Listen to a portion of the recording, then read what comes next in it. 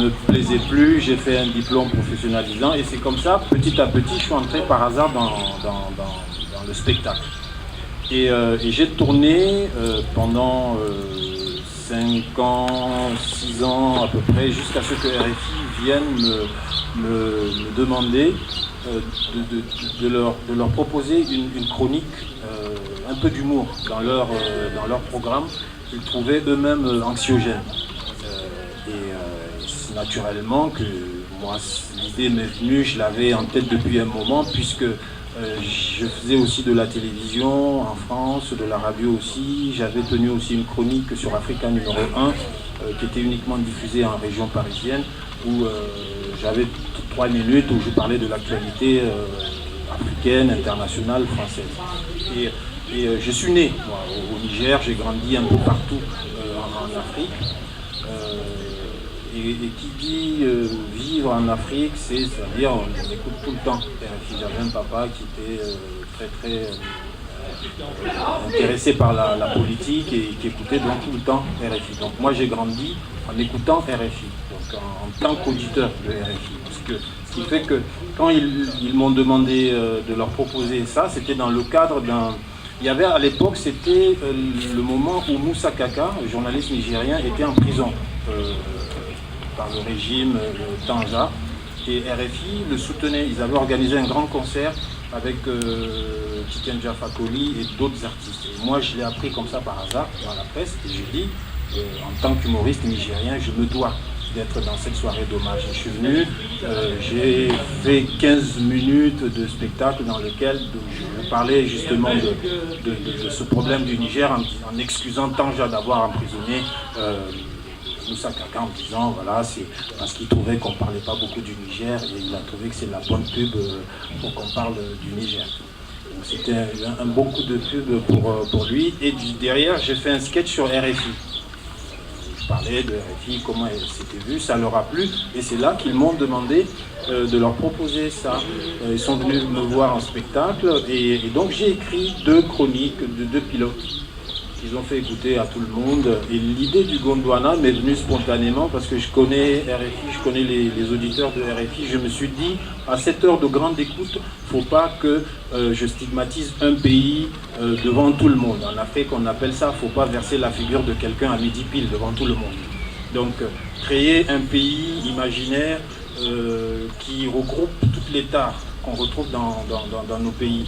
Quand je dis trou dans les routes, tu as pratiquement tous les pays africains qui vont lever le doigt. De liberté de presse bafouée, corruption, manque d'éducation, manque de santé, tout ça, quoi, magouille aux élections. C'est des tares qu'on retrouve un peu partout dans tous nos pays. Et ces tares sont regroupées au sein du Gondwana, ce qui fait que chaque matin, quand je parle du Gondwana, quand j'amorce ces sujets-là, beaucoup de nos auditeurs se sentent intéressés. Et c'est comme ça que c'est devenu le Gondwana. Maintenant, le nom Gondwana, je ne l'ai pas inventé, c'est un nom qui existe. C'est le nom d'un continent qui existait à peu près 600 millions d'années. À l'époque, il y avait 2 continents. Bon, il y avait un seul continent avant, puis séparation, dérive des continents. Il y avait la Laurasie au nord qui regroupait l'Europe, l'Amérique du Nord et un peu l'actuelle Russie.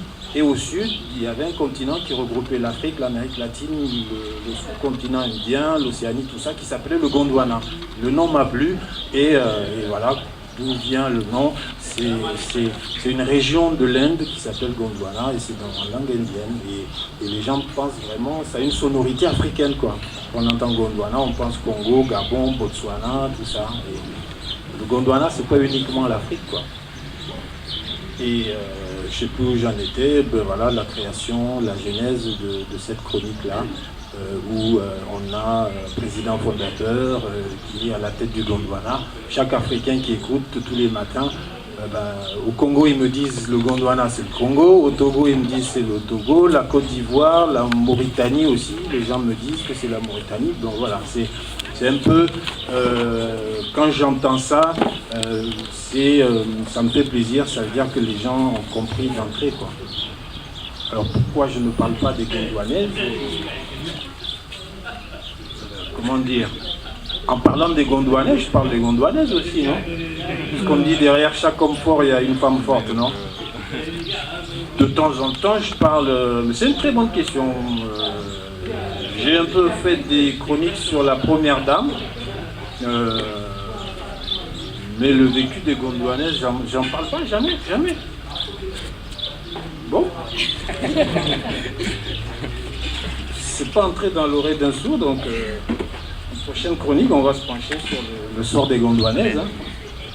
On va lui trouver un nom, ça ne sera pas la Gondwanaise lambda, ça va être... on va voir. Il y avait une troisième question aussi, non? La difficulté, est-ce que vous avez des difficultés? Des problèmes liés... à la conception de vos textes? Non. Il y a tellement d'actualités, tellement de matières premières tous les jours que les problèmes que j'ai, c'est de choisir les sujets, quoi. Il suffit d'écouter le journal de RFI, chaque titre en soi est un sujet de chronique. Donc j'ai un problème de riche, c'est de choisir le sujet pour ma chronique. Maintenant, il ne suffit pas d'avoir le sujet, il faut l'angle d'attaque.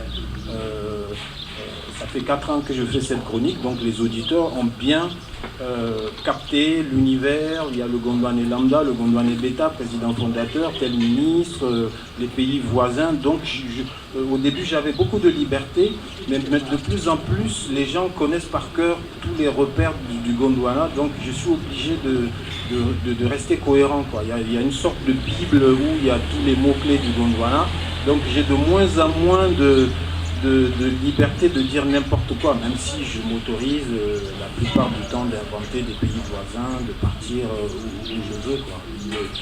Des problèmes d'inspiration, j'en ai jamais, j'ai jamais la peur de la feuille blanche où je ne sais pas ce que je veux dire. C'est surtout l'angle d'attaque, il faut que ça soit drôle, il faut que ça soit respectueux des auditeurs, respectueux des gens dont je regarde les actes. Parce que je n'attaque jamais personnellement quelqu'un, pas d'attaque à hominem, c'est surtout les actes que les gens posent que j'essaie de mettre à l'antenne.